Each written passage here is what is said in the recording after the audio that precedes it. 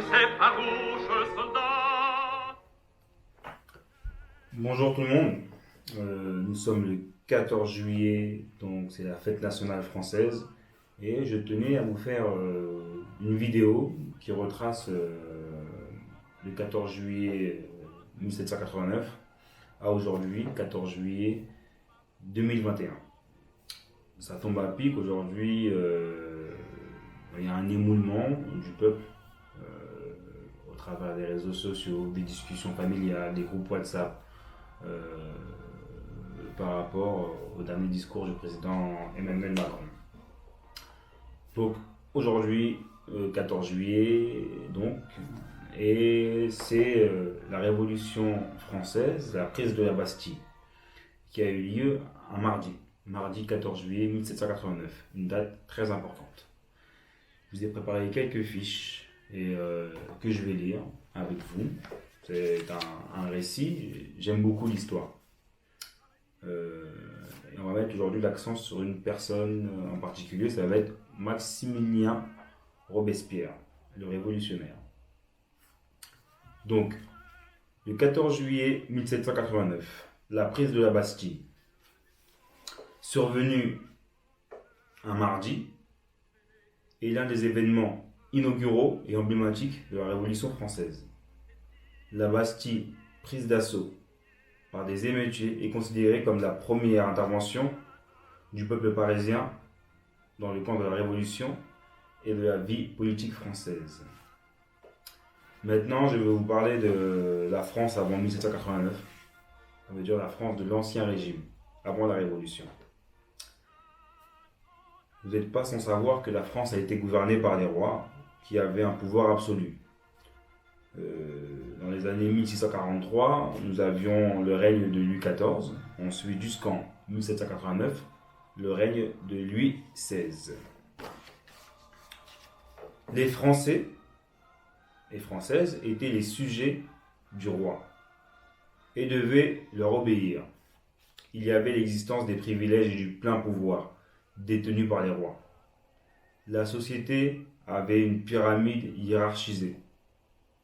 Il y avait la classe A avec les clergés, la classe B avec la noblesse et la classe C avec le tiers-état. Il faut savoir que pour le clergé, ça constituait 100 000 personnes. La noblesse, 400 000 personnes. Et la classe C, le tiers-état, représentait 98% de la population. Ça regroupait les paysans, du plus modeste au plus riche. Les baroudeurs, les habitants des villes et des campagnes, les riches, les bourgeois, les artisans, commerçants, professions libérales et les chefs d'entreprise étaient également dans le tiers-état. Avant 1789, donc il y avait un pouvoir absolu. Le pouvoir absolu était détenu par le roi et c'était un pouvoir d'un droit divin. Le roi ne rendait compte qu'à Dieu. Il était sacré à Reims. Reims, c'est une ville importante et c'est en Champagne-Ardenne. Et c'est à Reims, il y a beaucoup de royaumes et de châteaux. Donc chaque roi était sacré dans la ville de Reims. Le roi doit être catholique. Il est réuni dans sa main les trois pouvoirs. Législatif avec les lois, judiciaire avec la cour de justice et l'exécutif avec les choix politiques. Il y a également une structure économique héréditaire du Moyen Âge, avec des obligations qui pèsent sur les paysans. Taxes, les péages et les corvées. Corvée qui veut dire le travail gratuit. Dans l'ancien régime, la promotion sociale est très difficile. Il est possible de s'enrichir, mais pas d'être reconnu socialement. D'où le mécontentement de la bourgeoisie qui vient pour faire sauter les verrous de cette société. Donc il est possible de s'enrichir, de faire du chiffre, mais socialement, ces personnes-là ne seront jamais reconnues. ou très difficilement. Voilà, quand on est classe C, pour arriver à la classe B de la noblesse, c'est très compliqué et impossible d'arriver à la classe A du clergé. Avant la Révolution française, c'est aussi l'esclavage avec des dates importantes que je vais vous rappeler. Mars 1685, Louis XIV édite le Code noir qui réglemente la vie des esclaves. L'article 44 décrit les droits juridiques et officie le statut d'esclave comme bien meublé pouvant être vendu ou échangé. Ou d'autres encore articles qui viennent légitimer le châtiment corporel ou la peine de mort. Ensuite vint le XVIIIe siècle, entre le développement continu et l'éveil des consciences. En 1766, Louis Jaucourt écrit « Cet achat de nègres pouvant réduire à l'esclavage est un négoce qui viole la morale, la religion et les lois naturelles de tous les droits de la nation humaine. » En 1780, les organisations anti-esclavagistes voient le jour, avec pour but de propager des idéaux humanistes. Nous sommes en 1780.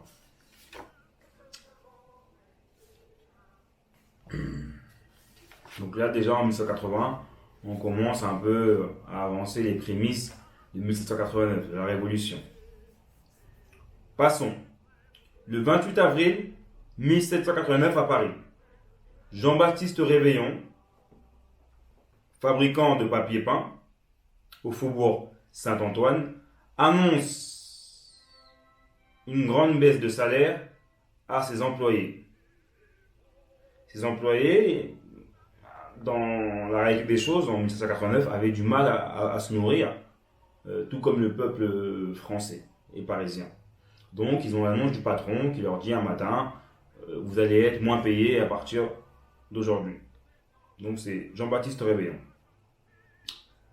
Ce discours de Jean-Baptiste Réveillon à ses salariés, il est vécu comme une injustice et ça crée une émeute sur le faubourg Saint-Antoine. Alors, il y a un rassemblement de milliers de personnes et on constate toujours là 300 morts sur le faubourg Saint-Antoine, car la police est venue ensuite assiéger les assaillants. Un véritable bain de sang. Ensuite, Versailles, le 5 mai 1789. Le tiers-État se déclare Assemblée nationale, même se proclame Assemblée nationale. Il est rejoint par des députés du clergé et des députés de la noblesse. Quelques-uns, bien sûr, pas dans l'intégralité. Louis XVI, ensuite, a eu vent de ces agissements, entend dissoudre cette assemblée si elle ne suit pas sa politique. Très important. Donc, le 5 mai 1789, le tiers-État se proclame Assemblée nationale et il est rejoint par des députés du clergé et de la noblesse. Ensuite, Louis XVI entend dissoudre cette assemblée si elle ne le suit pas au niveau de sa politique. Ensuite, pour prévenir de tout désordre qui peuvent arriver, il rassemble 30 000 hommes autour de Paris et il appelle en renfort des troupes étrangères avec les Allemands. Donc Louis XVI a jugé bon de sa réaction de vouloir dissoudre l'Assemblée amènera sûrement le sang. Donc il a prévu de mettre 30 000 hommes autour de Paris avec aussi le soutien des troupes étrangères. Dimanche 12 juillet, les Parisiens apprennent que Necker a été renvoyé. Necker travaillait à la mairie de Paris, il était directeur général financier. Très aimé du peuple. Donc, après avoir eu vent de son éviction, de son renvoi, le peuple se rassemble au Palais Royal pour manifester. Et alors, on a une prise de parole de Camille Dumoulin, un député méconnu, qui prend la parole et qui dit: J'arrive de Versailles, Necker est chassé. C'est le tocsin du Saint-Barthélemy. Ce soir, nous mènerons bataille. Suisses et Allemands sortiront du champ de Mars pour venir nous égorger. Une ressource nous reste, c'est de courir aux armes. Fin de transmission. Les Parisiens manifesteront donc leur mécontentement pour la mise à pied de Necker. Ils iront jusqu'à la place Vendôme. Et à ce moment-là, ils se rencontrent avec des troupes allemandes présentes et des combats auront lieu. Les combats ont lieu de la place Vendôme jusqu'au jardin des Tuileries. Encore une fois, il y a eu un très grand bain de sang. Lundi 13 juillet, le peuple cherche des armes partout dans les rues parisiennes. Le mardi 14 juillet 1789 à 10h, une foule d'émeutiers est réunie devant l'hôtel des Invalides et pénètre à l'intérieur pour récupérer des armes. Ils récupèrent des canons, des fusils, mais malheureusement pas de munitions. Les munitions se trouvant à la Bastille, les émeutiers se dirigent donc vers là-bas.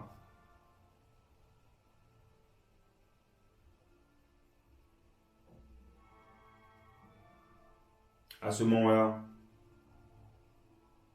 ce fut... Je m'arrête parce que c'est mes notes, mais c'est des écrits très glacial. Donc ce fut un bain de sang et Paris fut mis à sang parce que les gouverneurs et les chefs d'état-major avaient pour consigne de mettre le peuple au silence, voilà, par toute voie d'exécution. Donc ils ont utilisé la violence et les armes. Donc les émeutiers et les révolutionnaires ont marché jusqu'à Bastille. Et arrivés à Bastille, ils ont pu échanger avec différents gouverneurs. Ils ont rencontré Delaunay, excusez-moi, et qui fut mis aux arrêts par les assaillants directement. Il a traversé la foule avec eux parce que le peuple, une fois arrivé à la Bastille, s'est dirigé ensuite à l'hôtel de ville. À la Bastille, ça a duré 5 heures et ils ont fait tomber le pont-levis après différentes charges. Les assaillants ont mis carrément à feu tous les appartements des gouverneurs et ils ont fait tomber le pont-levis. Une fois le pont-levis tombé, différents gouverneurs ont été récupérés, ils ont été mis aux arrêts et escortés jusqu'à l'hôtel de ville de Paris. Delaunay n'a pas survécu parce qu'il a subi un lynchage tout le chemin de la Bastille à l'hôtel de ville. Il a subi un lynchage et s'est fait exécuter d'une balle dans la tête au pied de l'hôtel de ville. Et ensuite, un cuisinier a pris son couteau de travail et l'a égorgé. Il fut décapité.